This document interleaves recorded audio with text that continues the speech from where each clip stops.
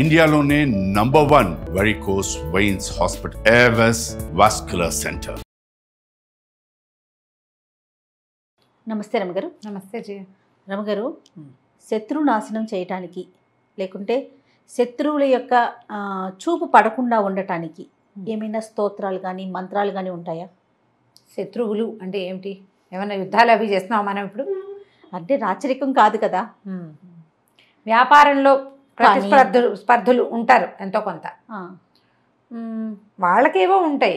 బిజినెస్లో ఏదైనా రైవలరీ ఉండొచ్చు, ఉద్యోగస్తుల్లో ఏదో చిన్నవి కాంపిటీషన్స్ ఉంటాయి, స్టూడెంట్స్ ఫ్రెండ్స్లో ఏవో చిన్న చిన్న పోటీలు ఉంటాయి. ఇంత పెద్ద శత్రుత్వం అనే అంత పెద్ద పదాలు ఏముంటాయి జీవితాల్లో మామూలు వాళ్ళకి? కానీ అనుకుంటాం, కానీ చాలా మందికి ఉంటారు రమ్మగారు, చుట్టుపక్కల వాళ్ళని, ఎదిరింటోళ్ళు, పక్కింటోళ్ళు, చదువుకునేటప్పుడు విన్న శత్రువు అని ఫీల్ అయిపోయి ఎనిమిని చూసినట్టు చూసేవాళ్ళు ఉండరా? ఉంటారు. వాటితో సార్ట్ అవుట్ చేసుకోవాలి. దానికి శత్రునాశనానికి మంత్రాలు అవి తంత్రాలు ఏం చేస్తాం? సార్ట్ అవుట్ చేసుకోవాలి. గిలికజాలు పెట్టుకుని మనం దాని పెంచి చేసుకుని చిన్న చిన్న వాటి మనమే 90% శత్రుత్వాలన్నీ కూడా చిన్న ఇచ్చిపుచ్చుకునే ధోరణి లేక మొదలవుతాయి జయ. ఇప్పుడు ఎదురిళ్లల్లో ఎవరైనా ఒకటి ఇచ్చిపుచ్చుకునే ధోరణి ఉంటే ఎక్స్ప్లాయిట్ చేసేవాళ్ళు కొంతమంది, తర్వాత అవతల వాళ్ళలో ఏదైనా లూప్ హోల్ కనపడితే మనం వెతికే ధోరణి, దాన్ని పెంచి పోషించడం, దాన్ని నలుగురికి చెప్పడం, అక్కర్లేని మాటలు మాట్లాడటం, వాళ్ళు ఏదైనా తగాదా పడుతుంటే వెళ్ళి వింటాం, కింద వాళ్ళకో పక్క వాళ్ళకో ఇంకోళ్ళకో చెప్తూ ఉంటాం. మనమే తీరి కూర్చుని తెచ్చుకుంటాం కదా. చిన్న చిన్న గొడవలతో మొదలైతే చివరికి పెద్ద పెద్ద పోలీస్ స్టేషన్ల దాకా వెళ్తారు. మొదట ఎందుకు సార్టెడ్గా సార్ట్ అవుట్ చేసుకుంటూ ఎందుకుండరో అర్థం కాదు. చివరికి శత్రుత్వం మాదే కరెక్ట్, మేమే కరెక్ట్ అనే ఆలోచన ఉంటుంది కదా రమ్మగారు. మేమే కరెక్ట్ కాదు, ఎదుటి వాళ్ళు ఎప్పుడూ తప్పే. అంతే పిచ్చి ధోరణులు జయ. అస్సలు తగ్గరు, ఆలోచనే రాదు. ఇప్పుడు శత్రుత్వం అనేంత పెద్ద పదం వాడుకోకర్లేదు, కానీ అకారణంగా కొంతమందితోటి శత్రుత్వాలు ఏర్పడతాయి మన ప్రమేయం లేకుండా. ఇవి ఇప్పుడు మనం చేసుకునేవి, మనమే ఫ్రెండ్స్ తోటి చిన్న చిన్న తగాదాలు పడ్డం, మనమే అబద్ధాలు చెప్పడం, వాళ్ళ గురించి వేరే వాళ్ళకి చెడుగా చెప్పేసేయటం, అవన్నీ బయటపడ్డాక మనకు పోట్లాట రావటం శత్రుత్వం.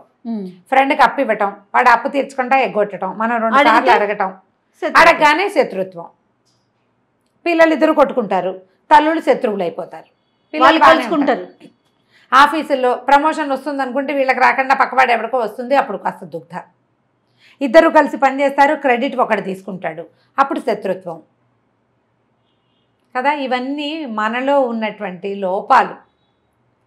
వాటిని మనం అధిగమించలేక ఇతరులని శత్రువులను చేసేసుకుని ఆ శత్రుబాధలు పోవడానికి ఏదైనా చేయాలనుకుంటాం. మనం కాదు మారవలసింది, మనం కదా మారాలి. మనం మారితే బాగుంటుంది. కాదు అయినా కూడా మాకేవో ఇబ్బంది, మన ప్రమేయం లేకుండానే శత్రుత్వం ఉంటుంది కొన్ని చోట్ల. అకారణంగా రోడ్డు మీద చిన్న విషయానికి తగాదా మొదలయ్యేది పెద్ద వ్యవహారం చుట్టుకుంటుంది. ఒక్కొక్కసారి అట్లా అవుతుంది. మనకి జాతకంలో ఏమైనా సమస్యలు ఉన్నప్పుడు తర్వాత ఇంకొకటి జరుగుతుంది రమ్మగారు, మన ఫ్యామిలీ మెంబర్స్ వల్ల మనకి కూడా వాళ్ళు శత్రువులు అయిపోతారు. అక్కడ మనము శత్రుత్వం కాదు, మనకి వాళ్ళకి ఏమి డైరెక్ట్ గా ఏమి ప్రాబ్లం ఉండదు. ఇంట్లో ఎవరో ఏదో చేసిన దాని వల్ల వాళ్ళతో మనకున్న రిలేషన్ దెబ్బతింటదండి. అలా అవుతాయి.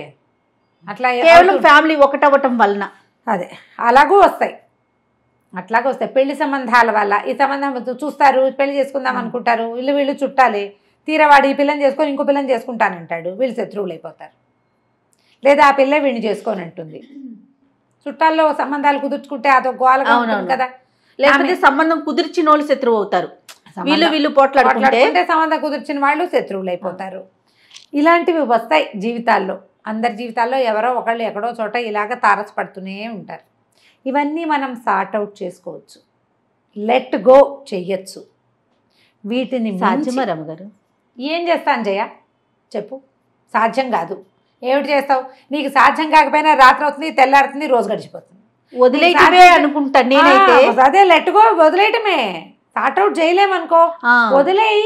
అదే లెట్ గో చేయటం. మనం ఎంత ప్రయత్నం చేస్తున్నా ఎదుటి వారి వైపు నుంచి రాకపోతుంది అనుకోండి, ప్రయత్నం చేయడం కరెక్ట్ కాదు కదా. శుద్ధ వేస్ట్ వాళ్ళని వదిలేయటమే.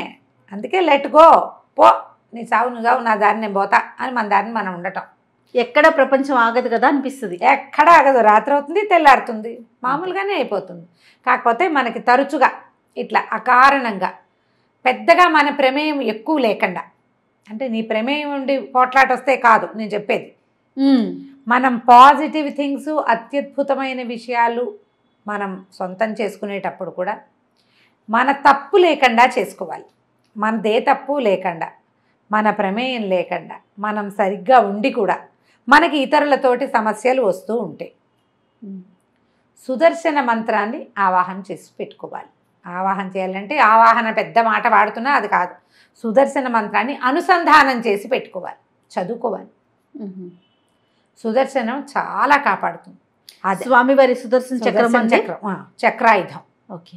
ఈ చక్రాయుధానికి ప్రత్యేకంగా దేవాలయాలు అవి మనకేం కనపడవు. అవునవును. కొన్ని చోట్ల దేవాలయంలో సుదర్శన నరసింహస్వామి, ఒకవైపు సుదర్శనమూర్తి, రెండో వైపు నరసింహమూర్తి ఉన్న ప్రతిమలు కనిపిస్తాయి మనకు అక్కడక్కడ. స్వామివారి దేవస్థానాల్లో సుదర్శన చక్రతాళ్ వారు మనకి లోపల దర్శనమిస్తాడు. సుదర్శన చక్రం ఉంది ఇక్కడ ఈ దేవాలయంలో. బ్రహ్మోత్సవాలప్పుడు చక్రస్నానం చేయిస్తారు. ఆ సుదర్శన చక్రాయుధాన్ని ఆ మంత్రాలు, ఆ శ్లోకాలని మంత్రంగా తీసుకోవద్దు, శ్లోకాలని అనుసంధానం చేసి పెట్టుకుంటే మనకి ధైర్యంగా ఉంటుంది. ఆయన మనకి వెన్నుతోడుగా ఉంటాడు. భగవంతుడిని మనం విష్ణుమూర్తికి సంబంధించిన స్తోత్రాలు చదువుకుంటాం, కానీ దాంతోపాటుగా ఇలా కనుక సుదర్శన షట్కం, సుదర్శన పంచరత్నాలు, సుదర్శన పంచకం కూడా ఉంది, 5 శ్లోకాలు. షట్కం అని 6 శ్లోకాలు ఉన్నాయి. సుదర్శన కవచం, ఇవి చాలా ఎక్సలెంట్గా ఉంటాయి, మంచి టఫ్గా కూడా ఉంటాయి శ్లోకాలు. ఎవరితోటైనా చెప్పించుకుని చదువుకోండి.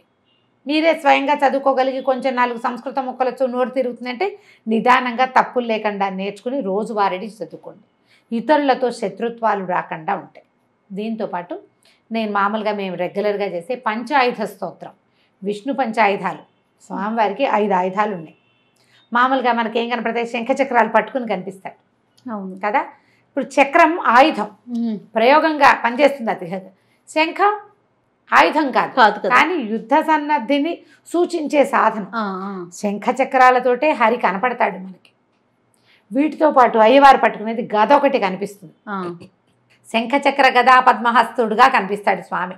పైన 2 ఊర్ధ్వహస్తాలలో శంఖచక్రాలుండి కింద గద పద్మము పట్టుకుని ఉంటాడు. సాత్విక స్వరూపుడు. ఇది కూడా ప్రయోగ భంగిమలో ఉండదు.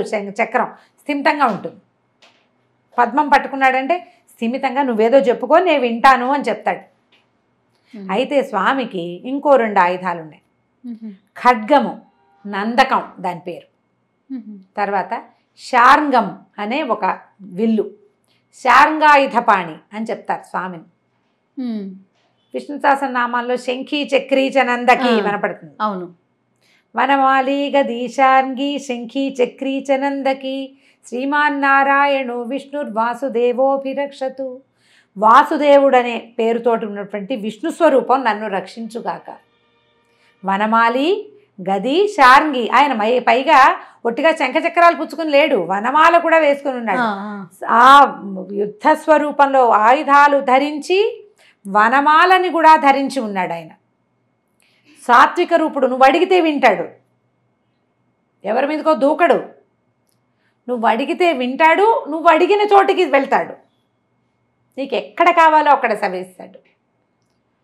ఈ వనమాలని గదని గది శార్ంగి. ఈ శార్ంగం ఏంటంటే ఆయన తాలూకు ధనుస్సు.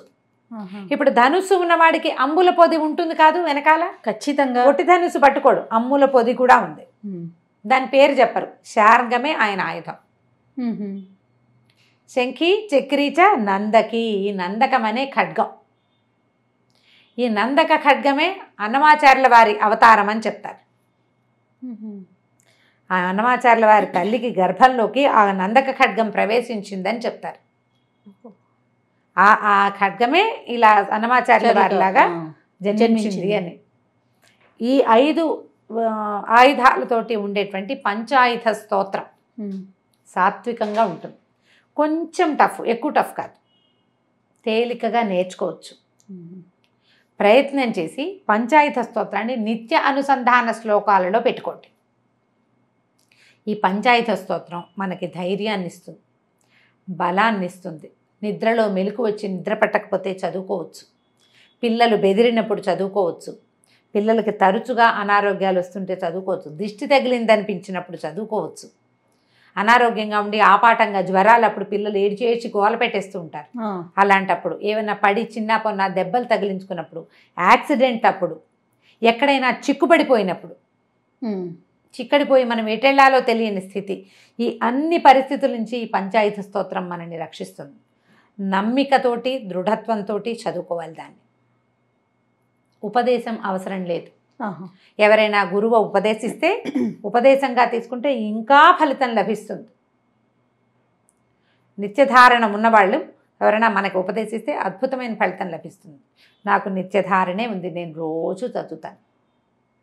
దాదాపుగా నాకు 10-12 సంవత్సరాల వయసు వచ్చినప్పటి నుంచి రోజువారీ చదువుకునే అలవాటు ఉంది. మా ఇంట్లో అందరికీ ఉంది.